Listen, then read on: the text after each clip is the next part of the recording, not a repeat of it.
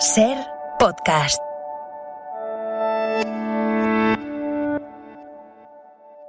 En este episodio del Cine en la Ser les hablaremos de la nueva entrega de Spider-Man Brand New Day, protagonizada por Tom Holland y Zendaya.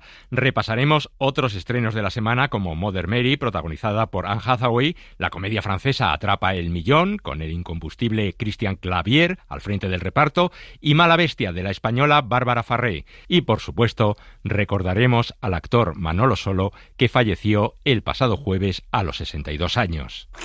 ¡Acción!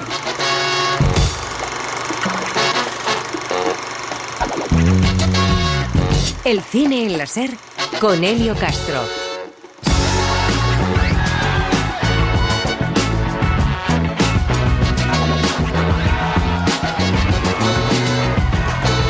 Spider-Man ha vuelto. El hombre araña al que da vida Tom Holland regresa con nuevas aventuras. ¡Spider-Man! ¿Estás bien? ¿Te deshiciste del monstruo que llevabas dentro? La podemos ver en las pantallas haciendo de Penélope en la Odisea de Christopher Nolan, y ahora Anne Hathaway estrena nueva película y hace de una antigua estrella del pop en Mother Mary. ¿Te ha gustado el concierto? Ha sido increíble, ha sido como una experiencia religiosa o como ir a la iglesia pero en plan positivo. Yeah. Christian Clavier, el cómico francés, estrena Atrapa el Millón, en donde tiene que ayudar a un joven que quiere robar la caja fuerte de su jefe. Yo no te sigo el rollo, yo no me dedico a los robos. Pero es que no es lo que tú crees. ¿Ves este maletín? Tengo que devolverlo a una caja fuerte antes de las 6 de la mañana. Y por último les hablamos de una película española, Mala Bestia. Es la historia de una niña, Atenea, que vive en un internado y que tiene miedo a hacerse mayor. ¿Qué pasa? La bestia. The sun is sinking in the west. The cattle go down to the stream.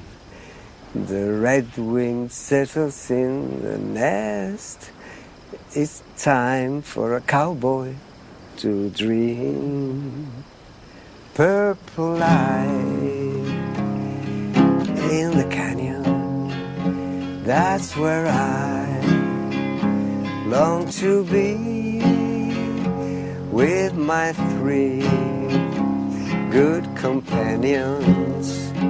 Just my rifle, Tony and me. El que canta este viejo tema, My Rifle, My Pony and Me, una canción que se escuchaba en el western Río Bravo, es Manolo Solo. Es una escena de la película Cerrar los ojos de Víctor Erice, curiosamente una de las pocas películas de su filmografía en la que fue protagonista. Manolo Solo murió este pasado jueves y nos contaba en una entrevista que quiso ser actor desde niño. Yo de niño tenía clarísimo que quería ser actor, clarísimo. Lo que pasa es que, bueno, tampoco tenía mucho apoyo familiar, como suele pasar. Desde la cordura, vamos, la familia siempre intentan espantar esa idea de la cabeza. Su nombre real era Jesús Fernández Serrano y se puso el apellido artístico Solo poco después de la muerte de su padre. Sí, viene como un poco de hacer bandera de la soledad, una cosa pueril, infantil, rebelde. Bueno, me parece, ya con el tiempo he pasado muchas etapas con respecto a esto, que me lo he querido cambiar y ahora ya hasta me da hasta un poco de ternura. Estudió teatro en Sevilla, fue músico y cantante. Sí, bueno, cantante, músico, un poco de pacotilla, pero es más pasión que destreza lo que tengo. Pero sí, adoro la música y si yo tuviera realmente talento para ser músico, estaría siendo músico igual y a lo mejor no actor. Y película a película se convirtió en uno de los mejores del cine español de los últimos años, casi siempre en papeles de reparto. Creo que en algunas películas hay papeles pequeños más difíciles que protagonistas, entonces por un lado me halaga poder haber tenido una continuidad de trabajo haciendo secundarios con cierta dificultad en muchos casos, pero también es verdad que que me apetece tener más tiempo en pantalla, poder tener más peso a la hora de que se cuenten historias a través de mi personaje. Ganó el Goya al mejor actor de reparto por un pequeño papel en Tarde para la ira, tan solo 8 minutos en pantalla. Oye, ¿qué te iba a decir? ¿Sabes que estoy grabando en la baraca, grabando, haciendo un poquito de esto, un poquito de lo otro? Coño, me tiene puesto hasta en la página web, que lo puedes mirar si quieres. Las que no hemos pegado tú y yo en la baraca. Bueno, la baraca es lo que no es la baraca. Y estuvo también nominado al Goya por B, la película del caso Bárcenas. A ver, todos estos documentos ya me has reconocido que la autoría era suya, pero le quiero preguntar por la génesis de por qué se llevan estos documentos y qué se pretendía con ellos. El buen patrón, Una quinta portuguesa, y por la película que mencionábamos al principio, Cerrar los ojos. Hace unos meses le vimos haciendo del general Gutiérrez Mellado en la serie Anatomía de un instante, y según la Academia del Cine se encontraba a estos días rodando la serie Las víctimas.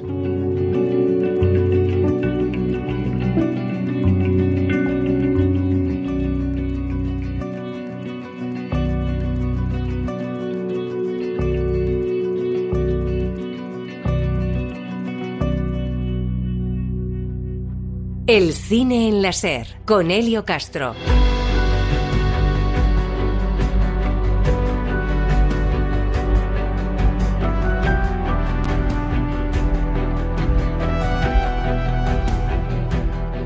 La programación del próximo Festival de Cine de San Sebastián está ya prácticamente cerrada.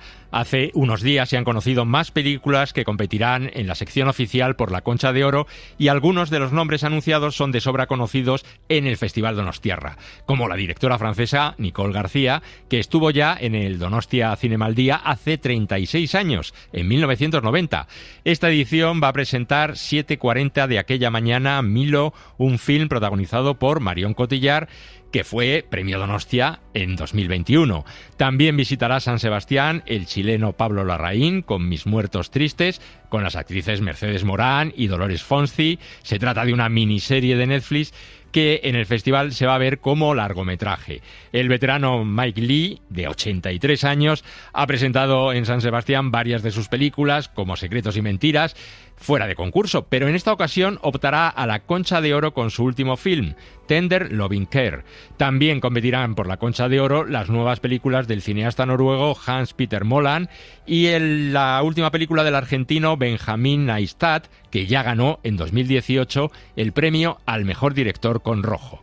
Estos títulos se unen a las películas españolas El mal padre, de Roberto Bueso con Eduard Fernández, Sants, de Miquel Gurrea con Ariadna Gil y Victoria Luengo, y 5 minutos más, de Javier Ruiz Caldera, protagonizada por Javier Cámara. Todo en una nueva edición del Festival de San Sebastián, la número 74, que comenzará el próximo 18 de septiembre. Y dicho esto, vamos ya con los estrenos que acaban de llegar a los cines. Y el título más comercial es, por supuesto, Spider-Man Brand New Day. Joaquín Bañuls nos cuenta de qué va esta nueva aventura del Hombre Araña. Después de años atrapado entre multiversos, cameos y la sensación de que el universo cinematográfico de Marvel había perdido el rumbo, Spider-Man Brand New Day llega con una misión muy concreta: recordar quién es realmente Peter Parker. Me llamo Peter Parker. No os acordáis de mí, pero antes nos conocíamos. Iba a pasar algo muy malo y la única forma de impedirlo fue hacer que todo el mundo se olvidara de mí. Porque no solo soy Peter Parker. Soy Spider-Man. Lejos de apoyarse únicamente en el espectáculo, la nueva película dirigida por Destin Cretton convierte la soledad en uno de los villanos de la historia. Después del sacrificio que hizo al final de No Way Home, Peter vive en un mundo donde nadie lo conoce. Bonitas flores. Son para la inauguración de la casa. Soy MJ. Yo solo soy un vecino del otro lado del pasillo. Amigo y vecino. Ese punto de partida marca el tono de una película mucho más íntima de lo habitual, donde otro de los aspectos más celebrados es precisamente ese equilibrio entre el Peter Parker más humano y el Spider-Man superheroico, algo que nunca se había mostrado tan explícitamente en las anteriores entregas. ¿Qué está pasando? Tom Holland ofrece su mejor interpretación del personaje hasta la fecha en esta versión mucho más vulnerable, emocional y madura. Un Peter que ya no depende del legado de Tony Stark ni del caos del multiverso para sostener el relato. Y a veces Spider-Man debe hacer lo más difícil, aunque le parta el corazón a Peter Parker. Pero si hay un personaje que carga con la película, ese es el interpretado por Sadie Sink. Aunque Marvel ha mantenido en secreto buena parte de su papel, este es crucial en el filme. La actriz interpreta al antagonista de la historia, en la que a medida que aumentan las exigencias sobre Peter Parker, la presión desencadena una evolución física que amenaza a su existencia. Las arañas tienen 3 ciclos vitales. Cuando está entre ciclos, la araña puede ser vulnerable a las amenazas. Mientras, una serie de crímenes en Nueva York dan lugar a una de las amenazas más grandes a las que se ha enfrentado nuestro protagonista. Nos enfrentamos a un peligro que no podemos controlar. Uno que ni siquiera vemos. Como de costumbre, la ciudad vuelve a sentirse un personaje más. Spider-Man se balancea entre los edificios neoyorquinos con nuevos movimientos de cámara y una sensación de cercanía que recuerda más al cómic clásico que a las grandes batallas digitales de los últimos años. Su protagonista, Tom Holland, habla sobre las escenas de acción de la película. Estas son de las mejores escenas de acción que hemos tenido en cualquiera de estas películas y hemos rodado la mayor cantidad de acrobacias en cámara y en el propio set en un solo día. Poner a Spider-Man en la calle con coches explotando es simplemente increíble. Va a permitir que el público forme parte de esta experiencia. La historia adopta un tono más contundente gracias al cameo de Florence Pugh como la Viuda Negra o la aparición de grandes personajes como Hulk. Doctor Banner. No hay Banner, solo Hulk. Uno de los más importantes es, sin duda, The Punisher, interpretado por Jon Bernthal. Lejos de ser un simple cameo para contentar a los fans, el personaje tiene un peso importante en la historia.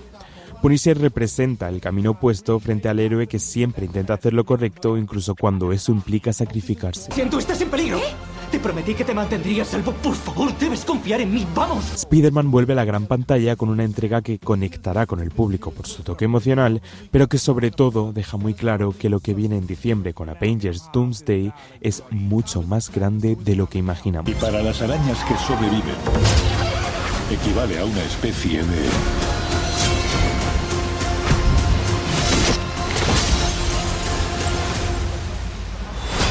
renacimiento.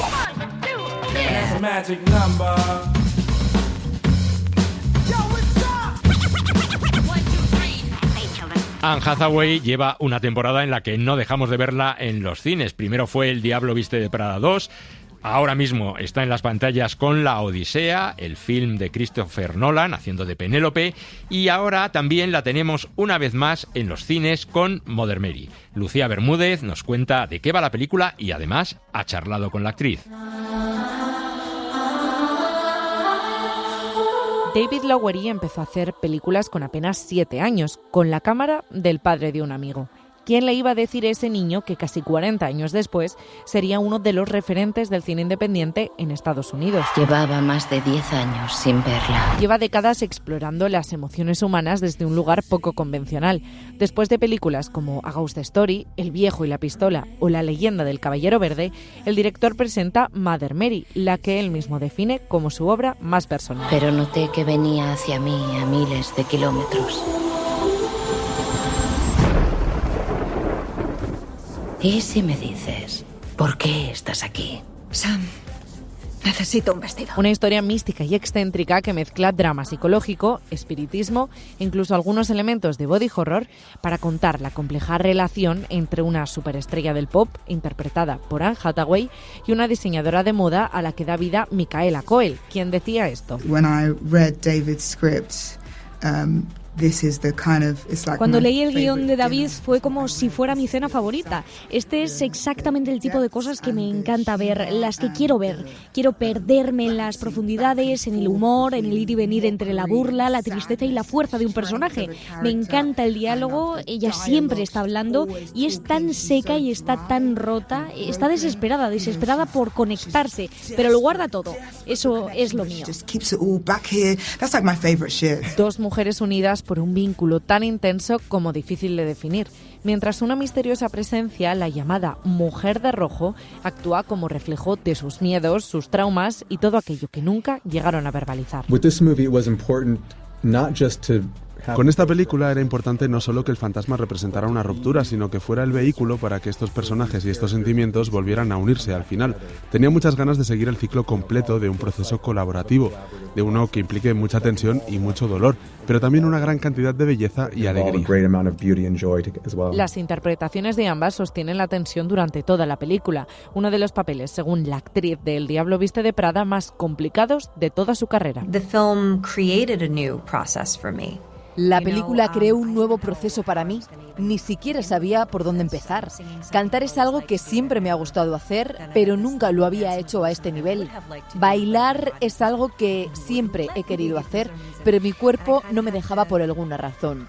En cierto modo, tuve que superar todo eso y tuve que aprender a hacer cosas a pesar del miedo y a salir muy, muy, muy lejos de mi zona de confort.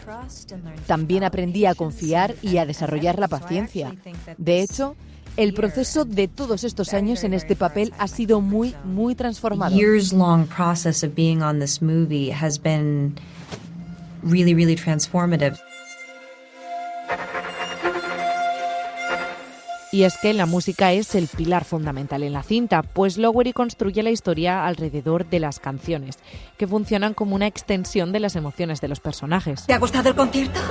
Oh, ha sido increíble, ha sido como una experiencia religiosa. Hathaway interpreta todos los temas originales escritos por nombres tan importantes en la industria como Charli XCX, Jack Antonoff y FKA Twigs, una banda sonora que se mueve entre el pop más comercial y lo fantasmagórico para hablar de la obsesión y del deseo. Vamos a expulsarla.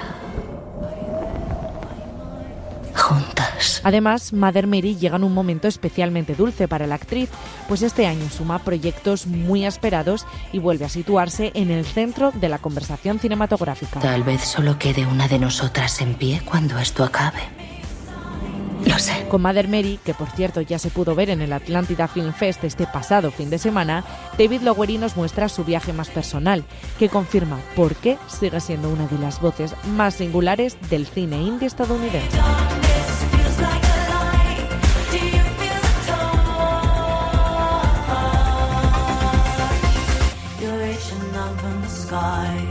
También llega a los cines la película italiana La última ronda en Venecia, la gran triunfadora de los David de Donatello, los Goya italianos. Ganó 8 galardones, incluyendo el premio a la mejor película. Avevamo scoperto una roba veramente incredibile sulla vita. Me la ricordi un attimo, mi sa che mi son perso. Sí, ok, no me la recuerdo più. Es la historia de dos amigos de toda la vida que se encuentran con un joven arquitecto y los tres emprenden un viaje por los alrededores de Venecia. Un film dirigido por Francesco Sosai. Y se estrena además una comedia francesa protagonizada por el popular actor Christian Clavier. Atrapa el millón. Joel Peña ya la ha visto.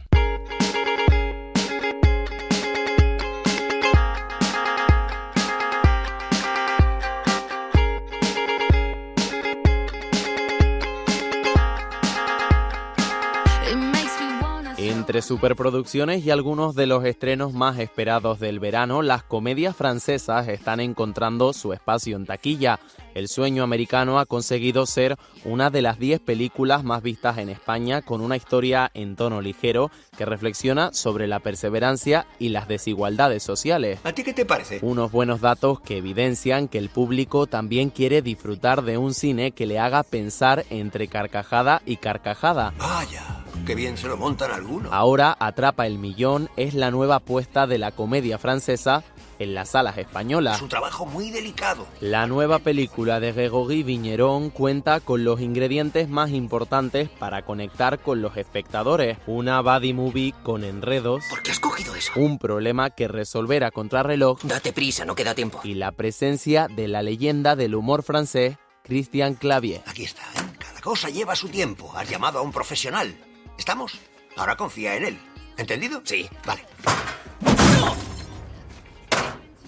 Mi reloj. Lo siento por el reloj, pero es una lección de vida, ¿comprendes? Después de haber protagonizado casi un centenar de películas, algunas de ellas las más taquilleras del cine francés, como los 2 primeros live action de Asterix y Obélix, Clavier se mete en la piel de un particular cerrajero que se convierte en cómplice de un robo poco convencional. La película sigue la vida de Stan. Ryan Bensetti interpreta a un trabajador de la tercera empresa de construcción más importante del mundo, al que despiden por un error imperdonable. No se puede hacer tortillas sin romper los huevos. Envuelto en rabia y rencor, roba 1 millón de euros de la contabilidad B de la empresa. ¿Qué hay dentro?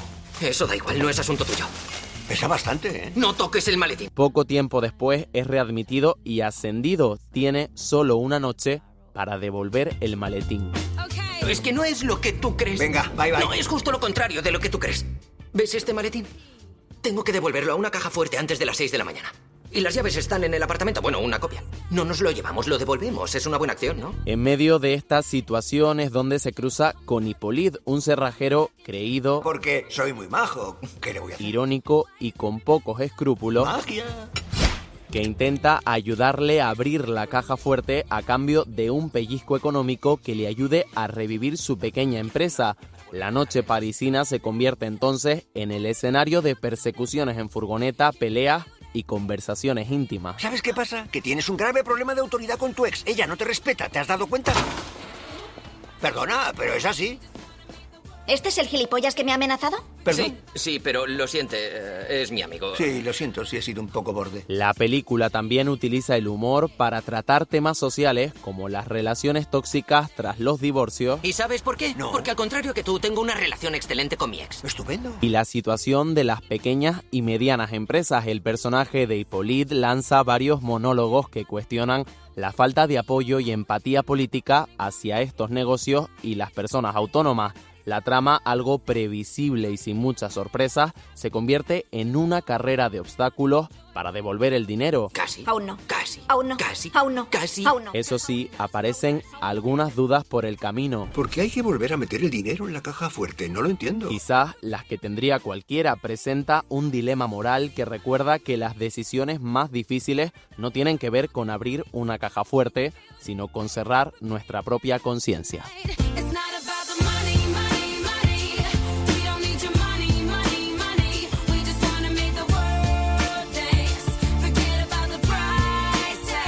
Y llega una nueva película española a los cines que se presentó en el pasado Festival de Málaga y esta misma semana en el Atlántida Film Fest.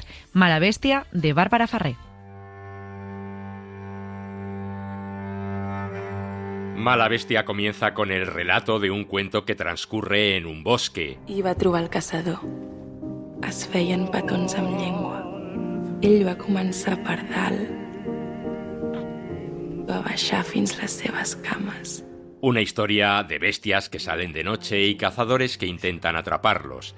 Algo que no es casualidad porque su directora, Bárbara Farré, ha querido que toda la película tenga un aire de cuento de relato. Sí, me parecía como precioso, ¿no? La narrativa de cuento, también como pensando cuando empecé a escribir el guión, ¿no? Como me imaginaba a todas estas chicas que están encerradas, ¿no? en estos centros o como le queramos llamar, orfanatos, y al final no salen de ahí, tienen que imaginarse mucho cómo es la vida afuera, ¿no? Entonces creo que el relato está muy presente en ellas y me gustaba mucho como el hecho de fabular en un futuro o en historias que no te pueden pasar y cómo estos personajes, sobre todo en la primera parte, ¿no? de la película, pues fabulan imaginando cosas que les podrían pasar, que es imposible que les pasen porque están ahí cerradas. Mala Bestia es la historia de una niña, Atenea, que está en un orfanato. Se está haciendo mayor, adolescente, pero ella tiene miedo a crecer, a hacerse mayor, porque piensa que si se hace mayor ya no va a ser adoptada. El primer que has de fer és buscar-te una germana gran.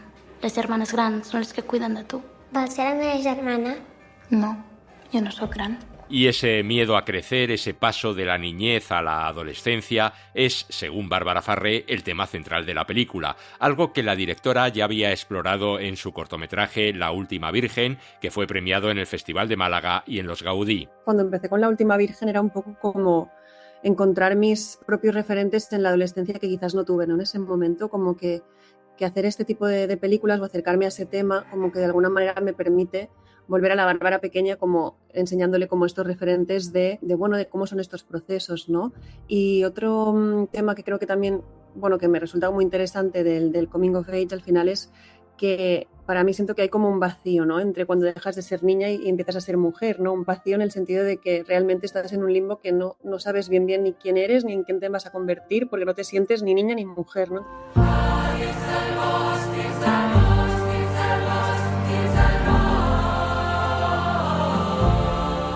La Bestia está protagonizada por una joven actriz de 18 años, Maria Sweeney. Aquestes són les normes. A les 7 has d'estar desperta. I si et despertes abans, et fas la dormida. A les 9 has d'estar dormint. I si no, et fas la dormida. Hi ha una paret que envolta el castell. No pots saltar-la. Et podries fer mal. Una actriz a la que ya habíamos visto en el cine, concretamente en El Mal, el largometraje dirigido por Juanma Bajo Ulloa, una chica de la que Bárbara Farré quedó prendada en el casting. Pues la verdad que lo vi todo súper claro. Me acuerdo cuando recibí el self-tape de María, o sea, lo tuve muy claro. Es que creo que es ella, que ya la he encontrado, ¿sabes? Y me acuerdo que fue de los primeros vídeos que recibí. Y la vi en persona y efectivamente, o sea, me fascinó y tenía claro desde que la vi que era ella, pese a haber hecho como mucho casting. Obviamente había algo que me asustaba como de decir, ostras, ¿sabes? Pero no sé, lo tenía muy claro y la intuición me llevaba hacia ahí. Y creo que María tiene una contención en la mirada y como que todas las emociones las puedes respirar con sus ojos, ¿sabes? Además, podemos ver en la película a Roger Casamayor y a Iria del Río, que son los padres que finalmente adoptan a esa niña, Atenea. Unos padres, sobre todo ella, que desea tener un hijo y una niña que sueña con tener unos padres. Sí que había algo que me parecía muy interesante, era el juego de espejos que me permitía hacer Atenea con el personaje de Iria, que es Lali, ¿no? Que es el hecho de que las dos están un poco en una especie de reloj, de que van a contrarreloj, ¿no? Y que les marca mucho el reloj biológico en sus deseos, ¿no? Por ejemplo, Atenea no quiere ser mayor porque siente que no la escogerán, ¿no? Entonces tiene como esa cuenta atrás de estás dejando de ser niña, no tendrás tiempo de ser elegida y construir una familia. Y en el caso de Iria, con Lali, es un poco lo mismo, ¿no? En plan de que ya está en una edad adulta y de que quizás ya no se puede quedar embarazada. De hecho, tiene dificultades, ¿no? Para quedarse embarazada. Entonces, también me interesaba mucho cómo existe en la mujer como esta especie de reloj biológico que te obliga un poco a tomar ciertas decisiones en ciertos momentos y obviamente sí, también hay el deseo de ser madre y el deseo de ser hija, ¿no? También por parte de Atenea, entonces también me gustaba mucho como ese contraste. Mala Bestia es el primer film de Bárbara Farré que hasta ahora ha trabajado realizando anuncios de publicidad y videoclips de artistas como Amaya Romero, Bad Gyal y Rosalía. Creo que he tardado también bastante tiempo desde La Última Virgen a hacer la película. He estado trabajando también mucho en videoclips, en publicidad. Al final he podido como trabajar mi carrera como directora, ¿no? De poder aprender a rodar, a estar en un set, como a crear y demás. Y para mí era muy importante llegar a una primera película vale, pues creo que esta película me define mucho y es muy mía, ¿no? Y creo que lo he podido conseguir con esta peli, que a veces es también complicado, ¿no? Con una primera película, porque a veces tienes que ceder en muchas cosas y yo, por suerte, he tenido la libertad de poder coger la dirección que más sentía que era más mía. Entonces, futuro no sé cómo será. Me llama mucho la intuición y me llama mucho todo lo sensorial y la belleza que hay en el mundo cuando juntas como luz con oscuridad, ¿no? Creo que la película tiene mucho eso. Y que ahora estrena en los cines su primer largometraje, Mala Bestia.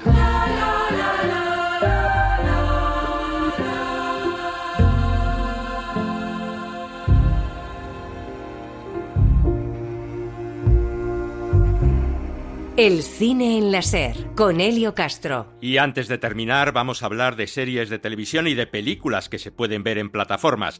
El 5 de agosto, en Apple TV, comienza la 4ª temporada de Ted Lasso. Ya saben, ese peculiar entrenador de fútbol. ¿Qué cojones haces tú aquí? Me alegra verte. Igualmente. El fútbol da la vida. No seas menso. La vida es mucho más que ser futbolista. Y en Prime Video ya se puede ver La Boca del Diablo, su nueva película que combina suspense, tensión bajo el agua, supervivencia y una trepidante aventura veraniega. Esta es la última aventura juntos antes de empezar nuestras vidas. Mañana, La Boca del Diablo, por nosotras. Hola, bienvenidos. Hoy voy a ser vuestro guía. ¿A alguno le da miedo el agua o nadar? No me da miedo el agua, sino lo que hay en ella. ¡Wow! La Boca del Diablo. Oh, aquí somos invitados.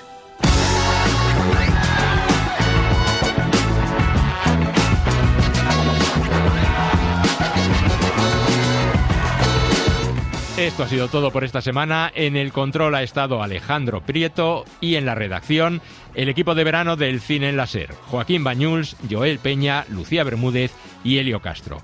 La semana que viene volveremos con nuevos estrenos, con nuevos protagonistas y aquí se lo vamos a contar. Hasta entonces, adiós. Para no perderte ningún episodio, síguenos en la aplicación o la web de la SER, Podium Podcast o tu plataforma de audio favorita.